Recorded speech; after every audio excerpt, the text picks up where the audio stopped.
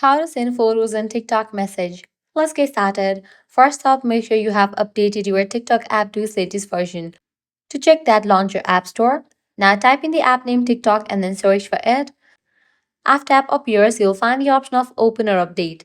If you find the option of Update over here, just click on it and update the app to its latest version. Once completion of its update process, launch it. Make sure you have already logged into your account. You'll land to the home page. Now you have to head over to the profile of the person to whom you want to send the photos. I have chosen this one. You'll see this option of message. Click on that. Now at the bottom you'll find the message box. Along with that you'll find this camera icon. Likewise these two icons. Click on this one icon. Now I can go ahead and select the picture. Then click on send. So you can see that I have just sent this picture. So this way you can easily send photos in TikTok message.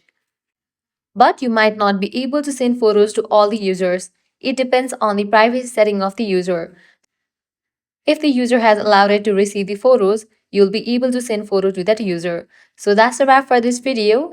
If this guide was helpful, do not forget to like, share and subscribe to our channel. Thanks for watching.